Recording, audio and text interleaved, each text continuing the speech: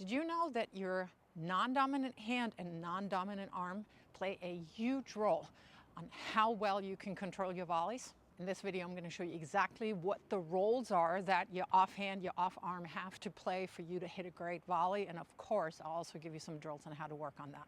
The first thing that the non-dominant hand, non-dominant arm help with is to control the racket from literally your ready position to setting the racket behind the ball on your volley.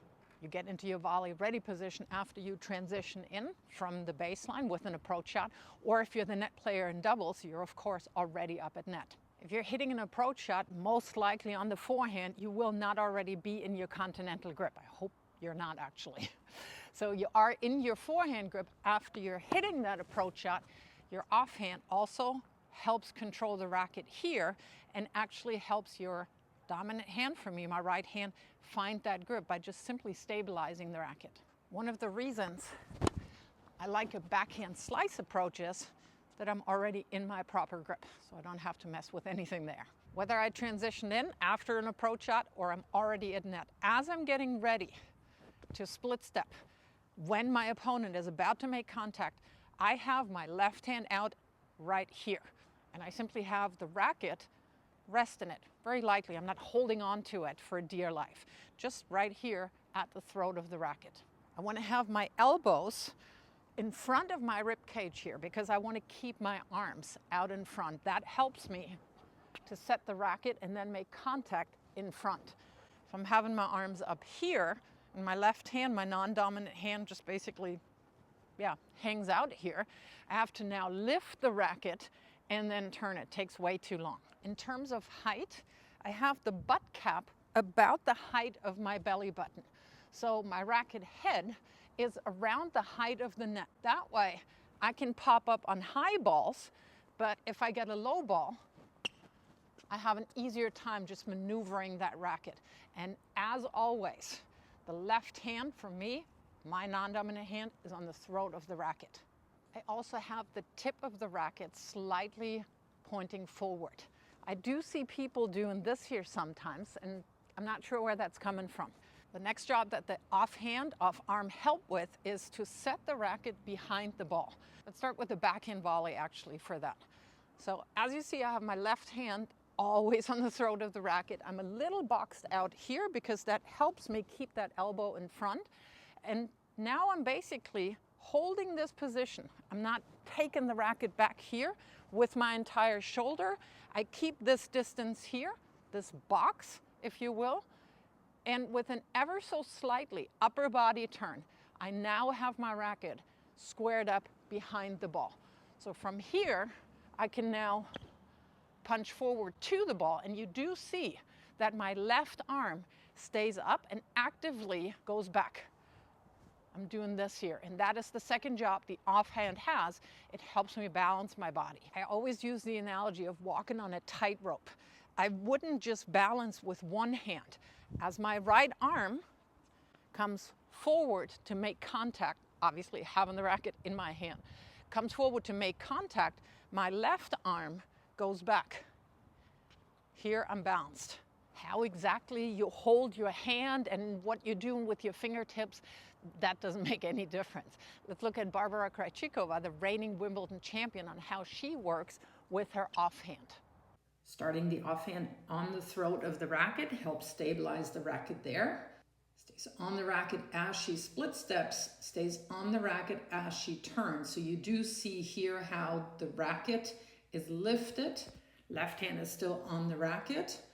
And as she's moving the racket forward, obviously with her dominant hand to make contact, her left arm stays up and then actively moves back a little bit.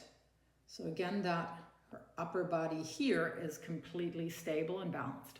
Of course, your offhand has the exact same sequence of jobs, if you will, on your forehand volley. The only thing is that it doesn't hold on that long, and it definitely does not go back on the same side that you make contact. Otherwise, you'd end up like this. Left hand on the throat of the racket helps me with an ever so slight upper body rotation. And now again, you're seeing that my racket is completely squared up to the incoming ball here. And as I'm now moving my racket up and forward to contact, do you see how my left arm stays out here? And it just rotates with my upper body. You do see volleyers who actually keep their left arm out here, and it's almost as if they're trying to feed the racket into their left hand. And that is, again, helping with the balance. I actually have a great picture of Karolina Mukova, one of the best volleyers on the women's tour, where you can clearly see, especially on low volleys, what the offhand does for the balance. Let's check it out. So looking at Karolina Mukova's volley, here you see that she has a super low, wide base. And to keep her upper body balanced here as she's reaching forward to make that low volley, look what her off arm does. So you do see that her upper body here is balanced and is directly over her lower body. How do you work on this now? I'm using the back fence here. You can use a wall. You can do this in a door frame. That works as well. But what you do is you have your left hand, again, on the throat of the racket.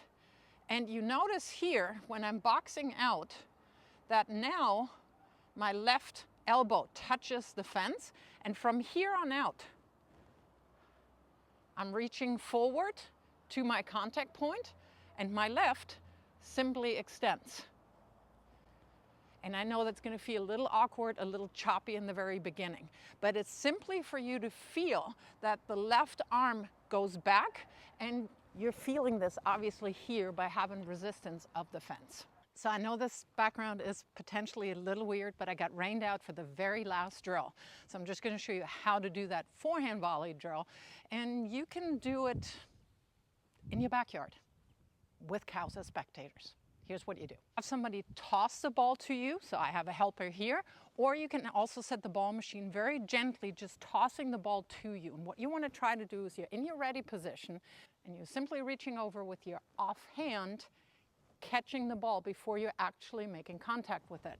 So you see how I'm turning my upper body slightly here, and my left again helps me balance. So let's do it.